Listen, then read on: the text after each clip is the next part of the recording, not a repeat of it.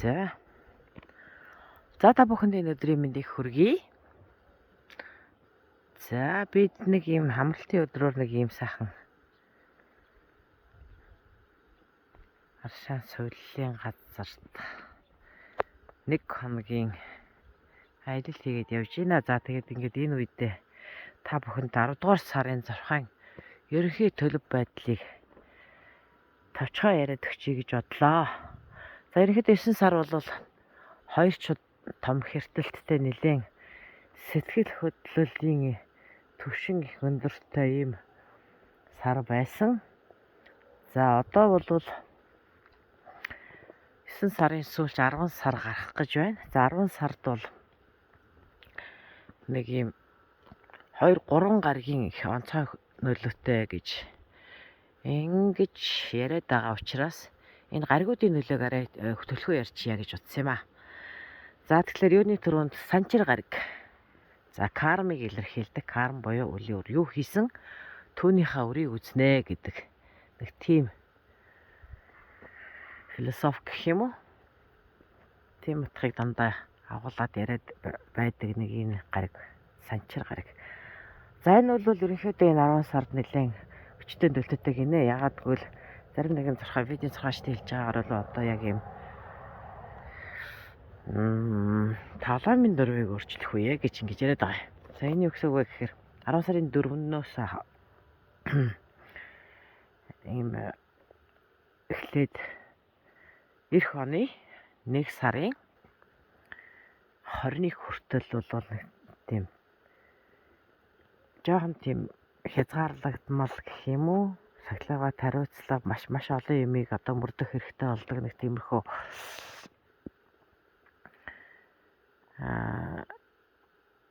үе ирж байгаа юм байна л да.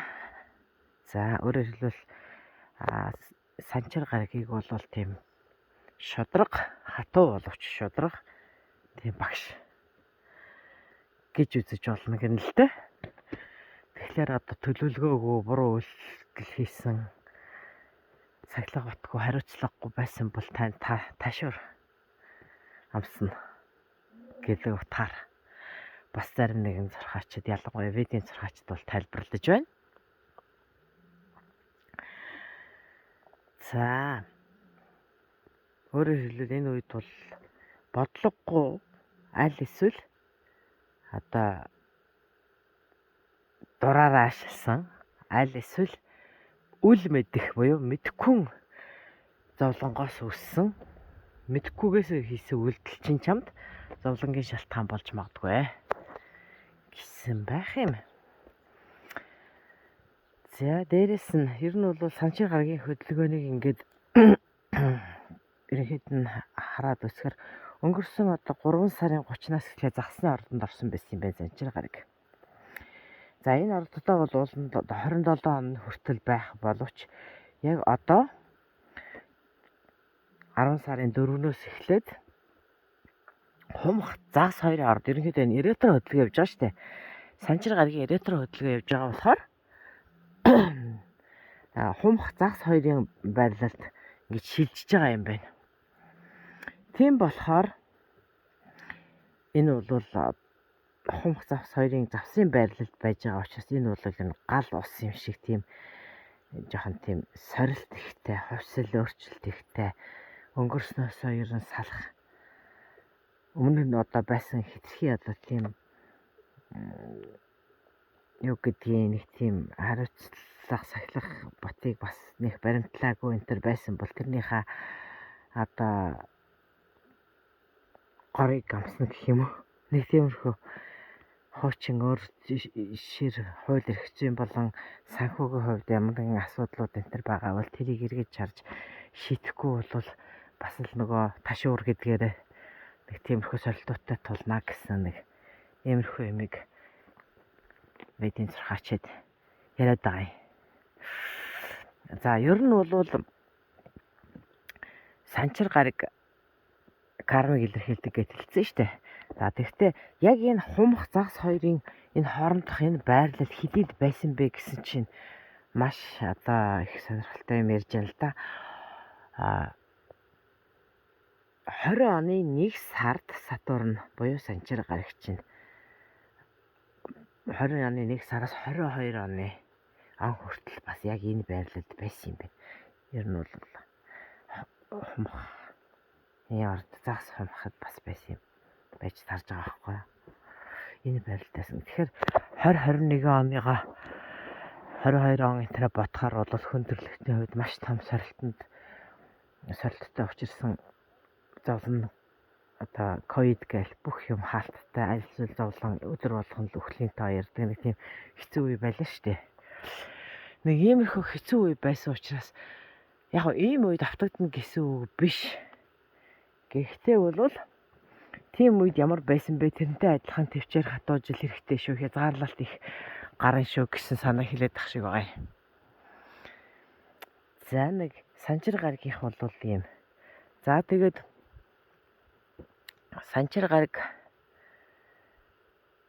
дээрэс нь өөр ямар сорилтууд болоод ямар нэг одоо хариуцлага сахилга бат дэг журам мөнгө санхүүгийн салбарт болоод хүний дотоод сэтгэл ажил төрөл бүх салбарт ер нь ямар өөрчлөлт ямар зүйлийг харуулах вэ гэхээр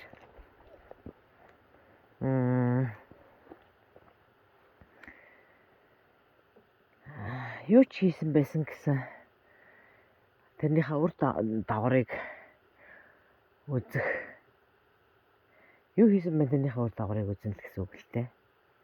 Үр төлбөрөө төлж хийх шаардна, өнгөрсөн алдаануудаа засахыг шаардна тийм үү. За дээрэс нь хуучин одоо санхүүгийн хувьд гол сэдв бол ерөнхийдөө бол гол сэдв нь бүх салбарт санхүү мөнгө харилцааны бүх салбарт бол хүн гүнзгий өөрчлөлтийг хуучнаасаа салах. Өнгөрсөн алдаануудаа эргэж харах. Ерөнхийдөө алдаанууд чинь бол ерөнхийдөө их ил гарч ирнэ гинэ. Тус төр санхүү эдийн засаг бүхэл салбарт гэж шүү. За тэгээ хувийн харилцаанд гэхэд бол одоо хуучин түншүүд өөрөг хариуцлагаа эргэж харахад хөрнө гэж байна хуучин түншүүд. Одоо чинь яг хуучин гэж байгаа вэ гэхээр энэ бол Санчир гарагийн ретро үе шүү дээ. Санчирын ретро буюу ухрах хөдөлгөөний үе 11 сарын 26 хүртэл үргэлжилж байгаа. За тэгэхээр ерөнхийдөө бол альва гарагийн ухрах хөдөлгөөн гэдэг бол дандаа тийм удаашрлыг жоохон саад бэрхшээлийг дандаа илэрхийлж яадаг. Гэхдээ саад бэрхшээл гэдэг нь таны хэтэрхий удан урагшлахаас илүү болгоомжлоод алдаанууд эргэж хараач. Энд нэг ийм алдаа гарах гэдэг шүү гэдгийг сануулдаг гэдээ үзчихэж байна. Түүнээс биш тэрийг заавал зовлон бэрхшээл гэж харах бас хэрэггүй юм шиг санагдаад байдгийг. За тэгэл хэтэрхий тийм төрхөн урагшлах гэж зүтгэхээсээ илүү хуучин алдаагаа засах бүтэц тэгж юмгүй тэр байдлыг засах энтэр иймэрхүү боломжууд гарнаа. Иймэрхүү одоо зүйлийг сануулнаа. За бизнес эрхлэгчдийн тухайтад бол одоо бас Санчир гараг гэдэг бол шүүгч гэж үздэг юм байна л да. Тэгэхээр бол одоо прогрессыг одоо хэр өсөлтөд явж байгаа хаана ямар алдаа гарч байгаа хаана хөгжил дэвшил илүү хурдан явах боломжтой байгаа энтрийг эргэж харах бүртгэх туслах одоо нэгтлэн болоод тэр санхүү барьдаг хүмүүстэй үл нэлээд хатуу хяналттай байх энтер гэсэн буруу алхам хийх юм бол та ялангуяа мөнгө төгрөг санхүүгийн байдал дээр бол одоо шатах ийм эрсдэл байгаа шүү л гэдгийг сануулж байгаа. За тэгэхээр ерөнхийдөө бол санхүүгийн хувьд бол тийм амар хурдан хөрөнгө оруулалтыг л айгүй их мөнгө олчихно энтер гэж бодох юм гэсэн алхмууд бол хутлаа урих шүү. Бүгдийг маш сайн тооцож баримтуудыг нэг талаар айл гэсэн байна. За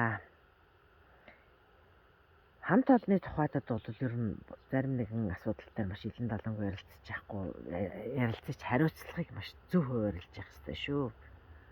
гэсэн байна. За хувь хүмүүсийн амьдрал болоод эрүүл мэндийн тухайтад бол эрүүл мэндэд анхаарад йог хий, маш сайн унт.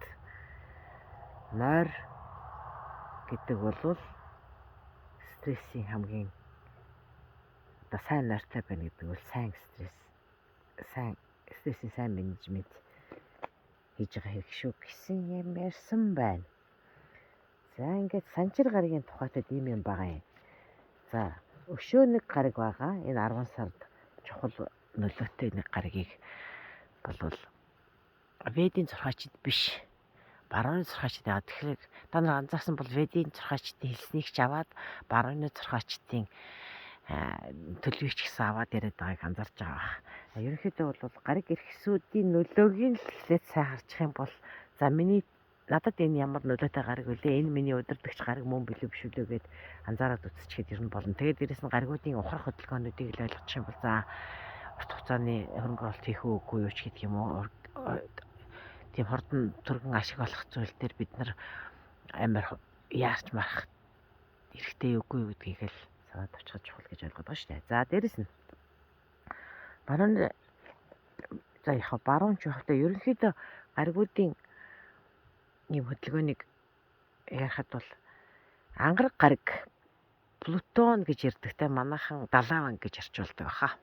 Далаван гариг ангараг гариг хоёр бол бас нэлээд таагүй байрлалт. 9 сарын сүүлчийн өдрүүдэд тийм таагүй байрлалд орж байгаа юм байна. За энэ болохоор квадрат байрлал гэж хэлээд байдаг юм л. Энэ бол нэлээд сөрөглөөн зөрчил ихтэй байр. За 9 сар бол 2 хэртэлт болсон 7 сар 22 нар хэртсэн. Энэ хэртэлтүүдийн нөлөө өмнөх 7 хоногуд хэртэлтээс өмнөх 7 хоногуд болоод хэртэлтээс хойш 7 хоног заримдаа бүр сарын хугацаанд үргэлжлэдэг гэж хэлдэг. Зарим нэгэн улс орнуудад ингээд хараад тахад бол аимшигтай тийм хүчтэй тэмцлүүд явлаа штэ. За тэгэхээр Плутон гараг бол мөнгө санхүү хамтын одоо институт хамтын үйл ажиллагаа одоо жишээл засгийн газар ч гэдэг юм уу том байгууллага байлаа гэхээр ер нь аливаа байгууллагын тэрний хүч их мэдэл мөнгө гэдгийг бас илэрхийлдэг юм байна. Тэгэхээр энэ бол зайлшгүй тийм одоо ховь тавилангийн гэмээр тийм нөлөөллийг өөрчлөлтийг бас илэрхийлээд байх магадaltaй гинэ. Яг гэвэл энэ том өөрчлөлтүүд гариг ихсүүдийн тийм таагүй болоод таатай байрлалуудын нөлөөнд дор бас явагдаж яадаг гэж астрологчд бол үздэг. За гэтэл Плутон бол тийм одоо хамт олонны мөнгө их мэдлийг илэрхийлдэг бол Марс буюу ангараг гариг болохоор одоо дээрхээс ялгаатай шууд маш тийм хүчтэй шууд одоо тийм алхмуудыг хийх. Хувь хүний хувьд бол одоо маш тийм шидэмгий байх гэдэг юм. Санаачлаг гаргах, шууд үйлдэл хийх ийм одоо ийм үйл явдлыг бэлэгдээд байдаг ийм хоёр гариг. Тэгэхээр Марс гариг буюу ангараг болоод Далаван гаригийн хоорондын ийм тийм эренг биш квадрат байрлал гэдэг чинь бол тийм тэмцэл, зөрчил, мөргөлдөөнийг илэрхийлж магадгүй гэсэн байна. 9 сарын сүүлчээс эхлээд 10. За тэгэхээр энэ бол удаан хугацаанд тийм төвчсөн харж байсан энэ тийм үйлдэлүүд бол одоо гинтхэн огцом одоо тийм тэмцлэр илэрч магадгүй гэсэн байна. За зөвхөн хувь хүмүүсийн тухайтад бол өөрсдөө ч хүртэл гинтхэн тийм гайхалтайгаар тийм хурц шийдвэр, зоримог шийдвэр энэ гаргаад тэгээ тэрнтэй өөрөө ч баг ингээ гайхахад хүрч магадгүй гэнэ л дээ. За нэг иймэрхүү. За ажил хэргийн хүрээнд байх юм бол одоо хүмүүс цалин мөнгөний мөлк гэж тэмцэгч гэдэг юм. Одоо багш нарын төрөл цагаангаа өмнө мөлк багш тийм тэмцэл аль хэдийн эхэлсэн байгаа шүү дээ. За тэгээд улс төрийн хүрээнд ч гэсэн маш олон өнгөрснөөс улбаатай түрүүний ярьснаар бол санчир гарагийн нөлөөгөөр өнгөрснөөс улбаатай удаан тавьчихсан удаан хугацаанд шийдэхгүйс асуудыг энэ гаргаж тавьж байгаа. Тэр бол бас энэ арга ихсийн нөлөөтэй бас холбоотой болчихж болмоор санагдаад байгаа юм. За тэгээд хувь хүний дотоод сэтгэл зүйн хувьд бол нэлээд тийм айцтай гомдол илэрхийлэх хандлагатай дургүйцэл гомдлоо бол нэлээд хүчтэй илэрхийлэх тийм хандлагад гарна гинэ. Тийм алхмууд бол хийгдэх магадaltaй гэсэн байна. За ерөнхийдөө шударга байдлыг шаарднаа л гэсэн үг. За нийгэм эдийн засгийн тухайтад болохоор бол валютын хувьд огцон бэлбэлцэл явж багтгүй гэж энэ крипто валют ч гэдэг юм уу те. Энэ бүхний зохицуулалт хийж модгүй гэж энэ өрчим хүчний үн болоод тэрний хүртээмж нийгмийн одоо халамж энэ гэсэн олон асуудлыг бүл хүмүүс анхаарлын төвт гаргаж ирж нэлээ хурцаар тийм шийдэхийг бас шийдэх энэ төр тийм үе ирж магадгүй гэсэн байна. За ингээд ерөнхийдөө Санжир гарагийн хор хөдөлгөөн болоод тэр орд хоорондын шилжилтийн бас нэг жоохон болгоомжлох үе. Тэгээд дээрэс нь ангараг гараг далаван гаригуудын бас тийм квадрат байрлал энэ төр гэхээр нэлийн ойрын өдрүүдэд бол 9 сарын сүүлчээс эхлээд 10 сарын ерөнхийдөө бол бас нэлийн шилжилттэй нэлийн алдаагаа хянахгүй бол бас үлдэл алдаагаа хянахгүй бол бас нэлийн айдас төгшөөрч гэдэг юм уу. За айдас төгшөөр гэж амтан үнийг айлгаад яг ерөнхийдөө бас нэлээд эмоц сэтгэлийн хөдөлгөөн ашигтай үйлдэлүүдэд зөв хянахгүй бол болохгүй гэсэн нэг юмрхөө сануулга өгч байгаа юм. За ингээд 12 орд тос бүрт маш товчхон яриад явчаа гэж бодож байгаа шүү. За хоньны ордны тухайтад бол за дээр ирсэн тэр ангараг болоод 70 ангарагуудын нөлөө бол таны 8 болон 11 дугаар гэрүүдэд нөлөөлөх юм аа гэж байна. За энэ бол ерөнхийдөө дандаа гэрүүдийг яриад эхлэхээр хүмүүс яадаг вэ гэхээр гэр гээд яриад тэгэхээр бас ойлгохгүй байгаад байдаг. Тэгэхээр энэ гэрүүдийн тоо ойлголт бол голцоо энэ редийн тухай дээр илүү яригддаг шүү. За тэгэхээр энэ бол од орны зурхай дээр гэсэн үг. За 8 дугаар гэр гэхээр бол мөнгө санхүү. Гэхдээ тэр нь дандаа хувийн биш, хамтын мөнгө санхүү, байгууллагын чинь мөнгө, альсвал тэтгэвэр тэтгэмжийн мөнгө. За оюутан сурагчдын тухайтад бол тэтгэлэг авах махт гэдэг юм уу. Тиймэрхүү мөнгө санхүүтэй холбогдчихдаг. За 11 дугаар гэр гэхээр бол ерөөхдөө найз нөхөд олон нийтийн нийгмийн сүлжээ иймэрхүү салбаруудыг бас илүү хамраад байх шиг байдیں۔ Юу байх шиг гэж тэрийг нэрлээд байдгийг. За тэгэхээр хоньны ордны тухайтад бол 8 дугаар хамт олонтой холбоотой үйл явдлууд нэлийн одоо хорцсаар гэх нь хаашаа идэвхтэй өрнөнө л гэсэн үг. Идэвхтэй өрнөнө гэд ойлгож чаддаг зүгээр хаа. За тэгэхээр таны байр суурьчин хамт олонны дунд эзлэхээр байр суурьчин нэмэгддэг ч юм уу те нөлөөтэй болдог ч юм уу. Мөнгө санхүүгийн альсвал одоо яриах өөрөөлөхөд бол нэлийн таны байр суурь таны одоо тэр хэлсэн үг энэ бол нэлийн бусдад нөлөөтэй байх. Ийм хандлагатай байж мэдэх нэ. За дээрэс нь дотн харилцааны тухайтад бол нэлийн тийм халуун маргаан өрнөх тэр магадaltaй гэж шүү. Тийм болохоор одоо сэтгэлийн хөдөлгөөнөө бол бас барьж их хэрэгтэй гэсэн байна. Сэтгэлийн хөдөлгөөнийг барьж их хэрэгтэй. Хэлэх гэж байгаа үг. Тэр хэлэх гэж байгаа санаагаа бол бас жоохон бодоол гэсэн үг. За тэгээд энэ авуу тал нь бол энэ үед Плутон буюу далайн гарагч нь бас нэлээд мөнгө төгрөг санхүү боломжуудыг илэрхийлээд идэв. Тийм болохоор бол мөнгө хамтын өмчтэй холбоотой асуудал бол нэлээд тийм таатай байдлаар өрнөж магадгүй. Та үнэхээр тийм бас Марс буюу ангараг гарагийн нөлөөгөөр тийм зөрөгтэй шийдвэр гаргах ч гэдэг юм уу те. Тиймэрхүү байх юм бол хэлсэндээ хүсснээ авах тийм боломж бүрдэж магадгүй гэсэн байна. За дараагийн орд бол өхрийн орд. За өхрийн ордод бол ангараг Плутон гарагийн энэ нөлөө бол 7 болоод 10 дугаар гэрүүдэд болно гэж. За 7 дугаар гэр гэхээр бүх төрлийн харилцаа тэрэн дунд нь хайр дурлал лин болон түншийн харилцаа энэ бүгдийг хамардаг. За энэ талбаруудад энэ нөлөө гарна гэж энэ нөлөөлнө гэж. За тэгэхээр дарга албан тушаалтанч гэдэг юм уу? Ийм одоо түншийн харилцаан дээр юм болохоор дарга албан тушаалтан гэх мэт хүмүүстэй бол бас нэлээд харилцаа нэлээд тийм яриа хөрөнд хурц хэлбэрээр өрнөх магадaltaй гэж байна. За тэгээд түншийн харилцаанд үлдэх журам хэл хязгаарыг тогтоож өгөх. Өөрийнхөө байр суурийг нотлоход их сайн үе гинэ. Байр сууриа нотлоход сайн үе гэж шүү. За тэгээд 10 дугаар салбар гэдэг бол 10 дугаар гэр гэдэг бол албан тушаалын хамгийн дээд цэг байдаг. За тэгэхээр мэдээж энэ өөрийнхөө байр суурийг нотлон гэдэг бол та тухайн байгууллагада ямар албан тушаал хаштгийг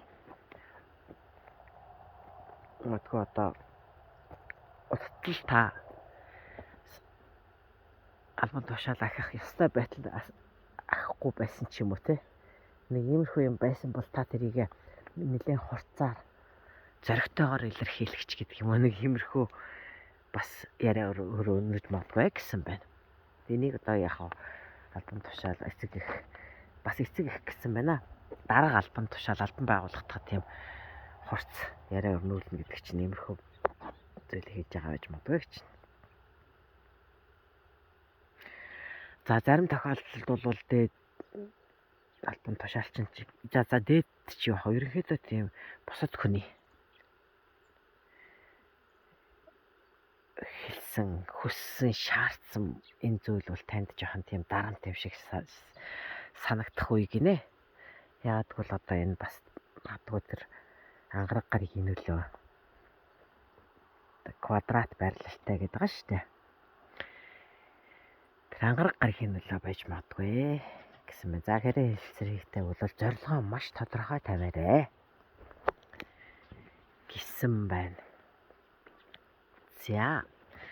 За ингээд байгальд ингээд хийхэд бол 8 сарын дундуур хата байгальд хийсэн бичлэгийг бол их боломжийн байна. Яриа хөөрөө их дажгүй байна гэсэн учраас би одоо ингээд болж игэл амралтын өдрүүдээр ингээд ийшээ тийшээ нэг жохон аялждгийн тэгээд тэр явцдаа хийчихвэл бас зүгээр юм уу гэдэг 9 сарын сүүлчийн хэд хоног их гоё байх учраас ингээд байгальд хийж гин. Тэр болгон ингээд бас дахин байгальд тэгээд авах боломж гарах нүггүй юу бас мэдэхгүй байна.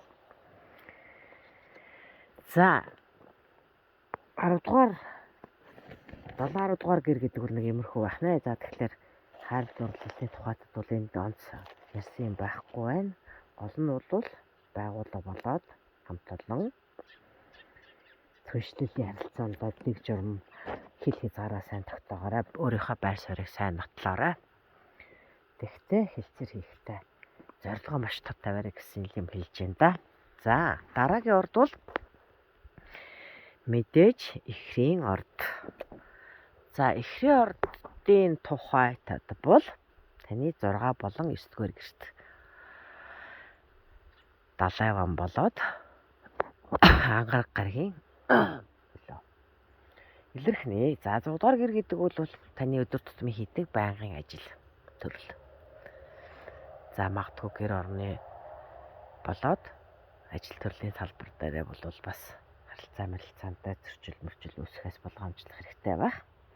За магадгүй үйлчлэгийн ажил эрхэлдэг бол тэрнийхээ чанар үйлчлэгээний чанартаа бас анхаарах хэрэгтэй. Тэн дээр харилцагчид таны хамтран ажиллагсад ч юм уу аль эсвэл энэ хүмүүс чинь бас жоохон зөрчил тэмцэл гомдол энэ төр гаргах үе гэсэн байна.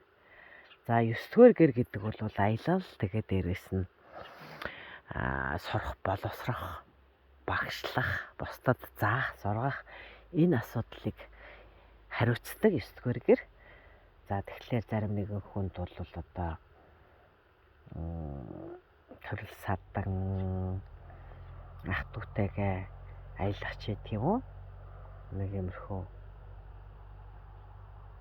үйл явдал тохиож болно. Гадаад түншүүдтэй харилцаа бас 9 дугаар гэрийг илэрхийлдэг гадаад харилцаа холын гаригтай нэлээд хол юм. Тиймэрхүү одоо харилцаануудад бас зарим нэгэн үйл явдлууд өрнөх магадлалтай. За дотн харилцаа төрөл садан гэдэг юм уу? Ах トゥ гэх мэт тиймэрхүү салбаруудад бас тиймэрхүү одоо харилцаанд жоохон маргаан зөрчил мөрчил үүсэхвээ гэсэн. Яг бол одоо ангар гариг, Плутон гариг хоёрын жоохон тийм таагүй байрлалыг энэ тухайд яриад байгаа шүү дээ. За таатай боломж нь бол ажил амьдралын том тийм өөрчлөлт шийдвэр гаргах тийм алхмыг хийх зориг одоо уттал ийм нэг юм хийчихсэн гэсэн мөртлөө тийм зориг хүрхгүй ч гэдэг юм уу энэ төр байсан бол магадгүй Марс гарагч чинь тийм зориг шийдвэр гаргахад хүргэдэг тийм нөлөө бүхий гараг баггүй. Тийм болохоор тийм зоримог алхам хийх, тийм шийдэмг ялхам хийх. Ийм зориг, хүсэл зориг нэлийн өндөр болох магадлалтай гэсэн байна. За эхрийн ордны их бол энэ хэрэг өндөрлж байна. За дараагийнх нь бол мэлхий.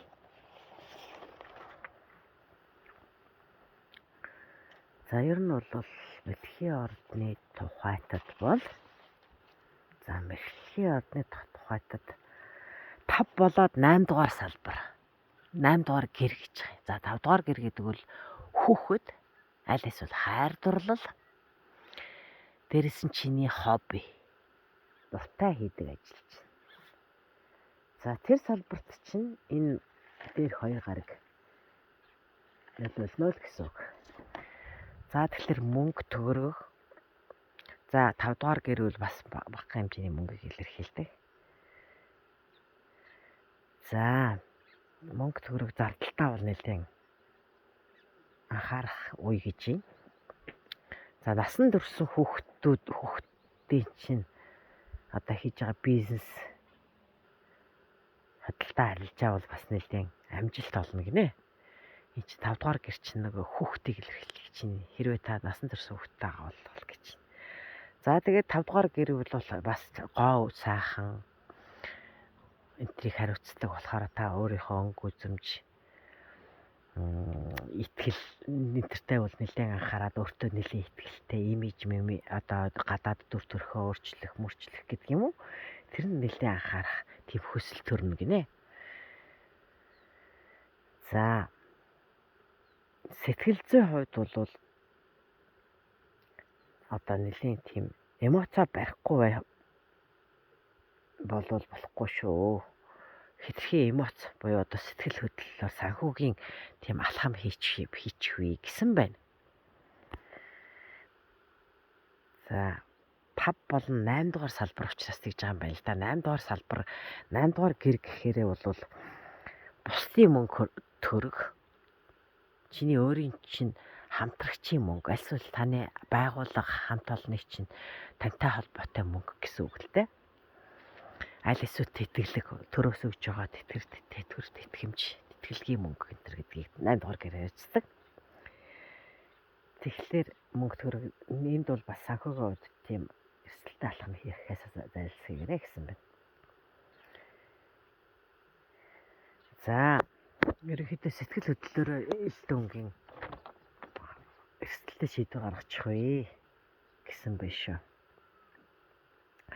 За тэгээд үйл хөдлөх хөрөнгө энтерт бол нэлээд тийм шинжилэл хийх хэрэгтэй байх гэж юм.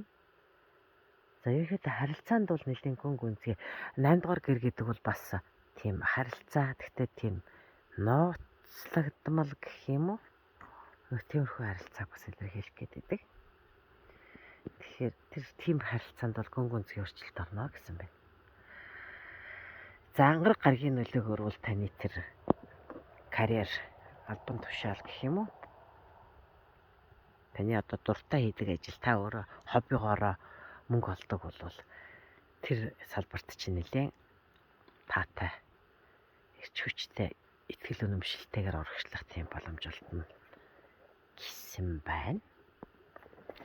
За дараагийн орд бол Арслангийн орд. За Арслангийн ордны тухайтад бол ангараг Плутон гаригийн нөлөө 4-р гэр болон 7-р гэрүүдэд илүү нөлөөлнө гинэ. За 4-р гэр гэдэг нь таны үйл хөдлөх хөрөнгө, таны гэр орон, ээж аавын гэр орон. За 7-р салбар, 7-р гэр гэхээр бол мэдээж бүх төрлийн харилцаа. Хайртурлын, түншийн, гэр бүлийн бүх харилцаа. За тэгэхээр энэ үед гэр орны орчин дотоод уур амьсгалд бас нэлээд эрс шинжилэлт хийх үе ирж магадгүй гэж байна. Магадгүй зарим нүүдэх ч юм уу те үйл хөдлөх хөрөнгөтэй холбоотой болохоор өөрийнхөө гэр оронгоо өөртөө шинүүлдэг ч юм уу за шилж сууршдаг ч юм уу нэг иймэрхүү байдал. За ажлын нөхцөл байдал түншийн харилцаатай хамаарах учраас цалин, мөнгө, хамтын үйл ажиллагааны тийм дотоод үйл ажиллагааны дүрм журам мэтэр өөрчлөгдөх магадaltaй гинэ. За нэлийн өөрчлөлтүүдийг л ер нь 10 сар бол нэлээд эхлээд байгаа юм. За ер нь бол за тэгээд 4-р гэрийнхаа нөлөөгөөр 4 болоод 7-р гэрийн нөлөөгөөр бол гэр болон хамтын амьдралын тийм дүрм журмыг бол өөрийнхөө хүснээр зохион байгуулж эргүүлэх боломжтой гэж байна. За тэгээд бас одоо эмоц мэдрэмжээ бол бас жоохон хянаж удирдах чагараа яагаад гэвэл эн чинь бас хурц тэмцэл мэвцэл энтрийг яриад байгаа шүү дээ. Ангараг гараг юу 70 гараг хоёрын. За ер нь бол Арслангийн ордныхын тухайд бол энэ үед таны тийм одоо харизм биш элдэгч бусдыг татах чадвар тэрхүүл маш нэлээд сайн нэмэгдэнэ гэнэлтэй таны ярих чадвар гэдэг юм уу таны гадаад өнгөтөрөх бусдыг ингээд өөртөө татах итгүүл хүнэмшүүлэх тэр байдал бол нэлээд хүчтэй нэмэгдэнэ гэж. За ерөнхийдөө урам зориг бол нэлээд ихтэй найз төгсөм дэмжигч туслагчид нэлээд олонтой тийм үү яг гэж. Санхүүгийн байдал дээр нэлээд бас бодтой хандаарай жоохон шалгуур сорилтууд тулгарч магадгүй шүү гэсэн байна. За дараагийн орд бол мэдээж охины орд. За охины ордын тухайтад бол ангараг гараг 70 гараг хоёрын нөлөөвөл таны 3 болон 6 дугаар гэрт. За 3 дугаар гэр гэдэг бол ах дүүгийн харилцаа. Аль эсвэл ойр орчинд амьдардаг хөрш зэрэгэлдэй хүмүүстэй холбоотой тийм харилцааг илэрхийлдэг. За бас аялал техник хэрэгслийг ч бас илэрхийлээд идэг юм л та. За 6 дугаар гэр гэхээр бол мэдээж өдөр тутмын таны хийдэг ажил. За тэгэхээр өдөр тутмын хийдэг тэр ажилтыг журам дадлыг бол эвдэлж шинжилмээр санагдана гэнэ л дээ. Дандаа хийдэг тэр ажил танд жоохон тийм уйтгартай санагддаг ч юм уу тийм ээ. За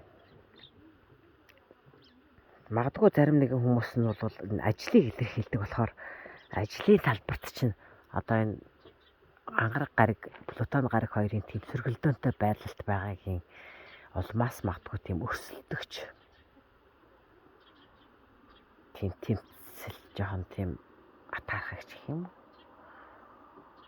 Тиймэрхүү хүмүүстэй бас ч тулгаж магадгүй жоохон тийм боломжилж агаарэ гэж. За тэгэхээр таныг урагшлах замд чи ер нь юу саадуулаад байгаа вэ? Та ер нь хэр урагшил аль төвшөнд явж байгаа вэ гэдгийгээ бол та өөрөө нэгтэлж шинжиж үзээд тийм ухаалгаар хандаж жоохон төвчээртэй байх хэрэгтэй шүү гэсэн мэ. За тэгээд мэдээж энэ бол ангараг гараг гэдэг бол хурц зоримог шийдлийг илэрхийлэхээс гадна хувь хүний тухайтад бол тийм эрүүл зүй тийм хандлагад өөрөөр хэлбэл спортоор хичээллэх энэ төр гэсэн тийм зүйлүүдийг эрчимжүүлж өгдөг. Тийм болохоор одоо чинь спортод дуртай тийм хүмүүс энэ төр